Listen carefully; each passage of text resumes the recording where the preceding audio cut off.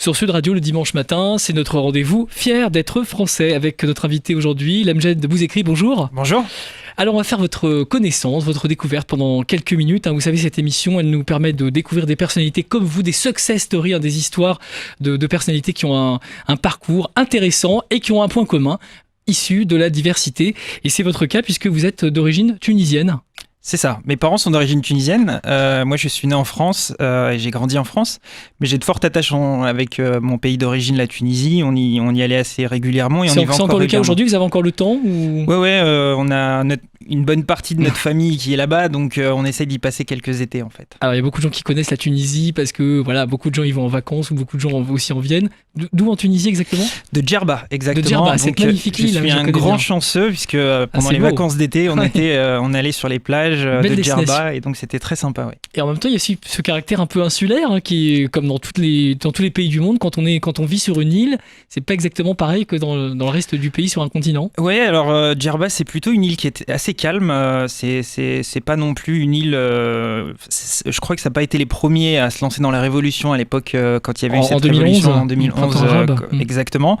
Mais par contre, effectivement, c'est une île assez calme qui a sa propre culture, des voisinages qui se connaissent depuis des années. Enfin, moi, j'ai beaucoup de souvenirs d'enfance en fait. Alors, votre métier, on va parler dans quelques instants. Vous êtes DRH, directeur des ressources humaines dans un grand groupe, chez Suez. Vous avez travaillé chez SFR, chez Engie, évidemment, avant que ce soit Suez. On va en parler dans quelques instants. Juste avant, parlons de l'endroit où vous avez vécu quand vous étiez enfant. C'est un département, la Seine-Saint-Denis, ce que certains appellent le 9-3. Et vous, c'est exactement à Clichy-sous-Bois. Racontez-nous un petit peu. C'est ça, en fait, mes parents sont installés très rapidement. Alors, juste en deux mots, mon père est arrivé en France à 18 ans pour le travail, pour travailler. Il a commencé en tant qu'ouvrier nettoyeur. Et il s'est installé quand il a fait venir sa femme, qui est donc ma mère. Il a cherché un appartement pour pouvoir y loger ses enfants, puisqu'il avait déjà 2 enfants.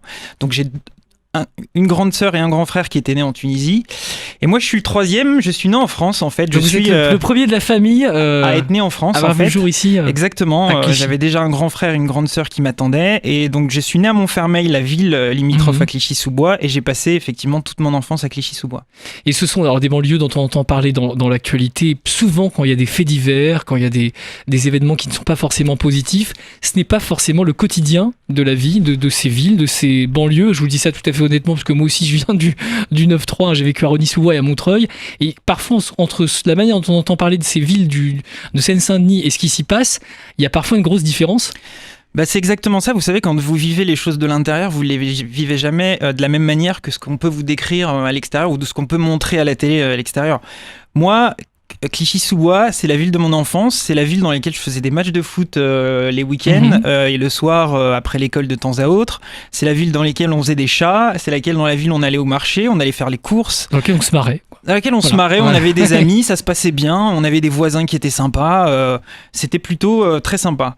Effectivement, on se rendait compte, ou moi je me suis rendu compte en grandissant, qu'on en parlait plus à la télé comme une ville à difficulté. Mais encore une fois, de l'intérieur, on ne le vit pas forcément exactement comme ça. Alors ce qui est intéressant après dans votre parcours, il y a le bac, il y a 2 années après le bac, la sortie d'un IUT, puis rapidement, une fois que vous avez vos diplômes en poche, vous auriez pu vous arrêter là, et puis vous allez plus loin, dans des endroits, dans un cycle d'études où forcément il y avait peu de gens issus de la diversité à l'époque.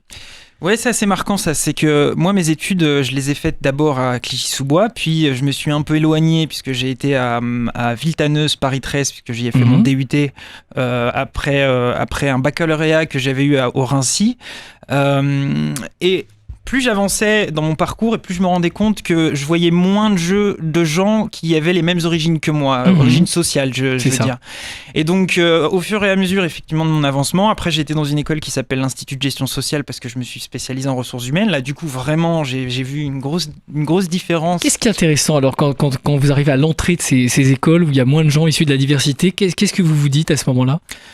En vrai, c'est comme ce que je vous disais tout à l'heure, c'est-à-dire qu'on vit pas les choses de la même manière de l'intérieur. C'est-à-dire que avant d'y aller, on se dit est-ce que je vais avoir ma place là-dedans ? Est-ce que je vais avoir ma place ? Est-ce que je vais trouver des gens avec lesquels je vais avoir de bonnes relations ? Et en fait, une fois que vous y êtes, vous vous rendez compte que vous allez à la rencontre des autres, les autres viennent à votre rencontre et qu'on vous prend sans préjugés forcément, ou sans stéréotypes, ou sans idées préconçues, si vous voulez. Et donc, vous créez vos relations, et vous-même, qui aviez peut-être vous-même vos propres préjugés, ça vous permet de les remettre en question. Moi, j'ai beaucoup appris en ayant à la rencontre des autres, à la rencontre d'autres personnes qui ne me ressemblaient pas forcément. C'est intéressant ce que vous dites là, parce qu'en fait, l'enthousiasme que vous avez, ou vraiment la confiance que vous avez dans ce que vous êtes en train de faire à ce moment-là, quand vous êtes étudiant, dépasse l'appréhension, la peur, les préjugés, et ça casse un petit peu tout un mythe négatif autour de tout ça. C'est exactement ça. Encore une fois, je suis fier de mes origines, je suis fier de la ville dans laquelle je viens. J'ai des amis que je côtoie encore aujourd'hui qui viennent de ces villes-là, de Clichy-sous-Bois. Voilà, on n'est pas obligé d'avoir une rupture, c'est ça.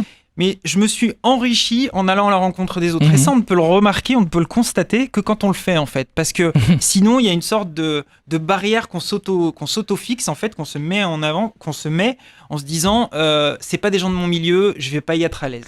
Ce qui est intéressant, c'est que vous nous en parliez à la radio ce matin sur Sud Radio, et puis également à travers un livre. Oui. Un livre que vous avez signé avec un autre DRH, un autre directeur des ressources humaines. Ce livre s'appelle Pas la gueule de l'emploi, point d'interrogation, point d'exclamation. Et c'est en fait tous les conseils d'un DRH, donc d'un pro comme vous, pour éviter de se faire tout un film lorsqu'on postule à la porte d'une entreprise, d'une grande entreprise, et qu'on est issu de la diversité. C'est exactement ça. On a fait le bilan avec Farouja Kisher, qui est une DRH qui travaille au sein du groupe Engie, que j'ai connu par le biais de nos deux groupes. On s'est posé la question de qu'est-ce qui fait que nous, on y est arrivé et que d'autres n'y soient pas arrivés. Oui, parce qu'on entend souvent parler d'expressions comme plafond de verre ou difficulté. Et je vais vous dire, tout ça existe. Nous, on ne remet pas en question le fait qu'il n'y a pas plus de difficultés quand on est issu de banlieue, qu'il n'y a pas des barrières supplémentaires à franchir, mais on s'est dit quand même, nous, on y est arrivé, qu'est-ce qui a fait qu'on y soit arrivé ? Premier constat, c'est que dans les références qu'on a quand on vient de banlieue, c'est que les modèles de réussite, c'est soit on est Zidane, soit on finit ouvrier ou sur un poste à faible qualification. En fait. Aux deux extrêmes, en fait. Ça va un peu entre les deux, il y a d'autres possibilités. Parce que malheureusement, ce sont les images qu'on vous renvoie à la télé ou que vous renvoie votre entourage. Mais on ne voit pas ce milieu qui est toute cette population de cadres, de gens qui sont des gens de foyers moyens, qui sont de familles moyennes, qui ne sont pas riches non plus. Tous ces cadres-là que vous ne voyez pas dans votre entourage. Donc on s'est dit avec Farouja, il faut qu'on essaye de créer cette passerelle entre ces jeunes-là et le monde de l'entreprise en les poussant à développer leur ambition. Alors, il y a deux angles en fait dans notre livre. Il y a un angle conseil technique. On est deux DRH professionnels, on peut leur dire quels sont les diplômes qu'ils recrutent, comment on fait pour passer un entretien, comment on postule, etc., etc. Et puis il y a tout un volet coaching en fait du grand frère et de la grande sœur, puisqu'on vient de ces milieux-là et on leur donne des conseils pour aller au-delà, se sentir à l'aise, avoir de l'ambition, savoir comment on fait pour passer un entretien, et puis même des concepts du type sortir de sa zone de confort, qui est une barrière psychologique qu'on se fixe. Comment on fait pour sortir de là. Lemjed vous écrit, merci beaucoup d'avoir été avec nous ce matin sur Sud Radio dans l'émission Fier d'être français. Merci beaucoup. Et bonne journée, bon dimanche. C'était un plaisir, merci.